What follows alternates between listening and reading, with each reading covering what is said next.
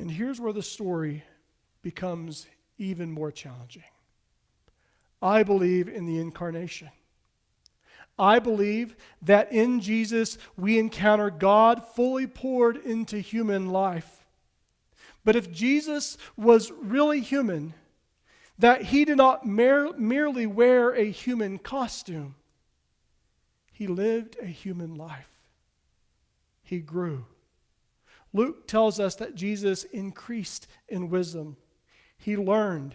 He encountered people. He lived inside a culture and a history and a religious tradition. And perhaps this is one of those moments when another human being opens a window. Jesus begins by speaking from the boundary of the mission as he understands it. Israel, the lost sheep, the children. And then this woman stands before him, a mother, an outsider, a bearer of the image of God. And she says in effect, there is enough mercy for me too.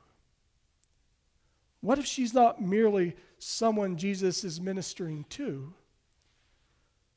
What if she is ministering to Jesus? What if the divine image within her helps break open the human limitations through which Jesus is seeing the world in that moment? That does not diminish Jesus for me. It makes incarnation more profound. Because if Jesus can grow, if Jesus can encounter another human being and allow that encounter to widen his understanding, then maybe there's hope for us.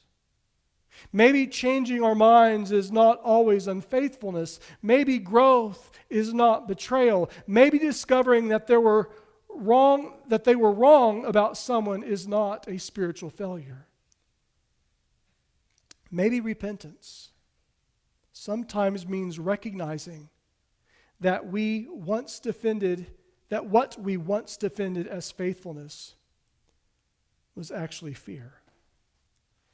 And maybe God continues to teach us through one another.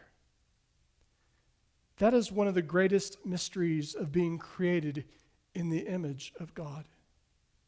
Genesis does not tell us that one race bears the image of God, or one religion, or one gender, or one nation, or one sexual orientation, or the people who have their lives put together. Humanity bears the image of God, which means every human encounter carries the possibility of divine encounter. That is why Jesus can later say, what you have done to the least of these, you have done unto me. Because somehow, mysteriously, God has chosen to be encountered in human flesh. Not only in the flesh of Jesus 2,000 years ago, but in the hungry, the stranger, the prisoner, the wounded, the unwanted, the person standing outside our gate.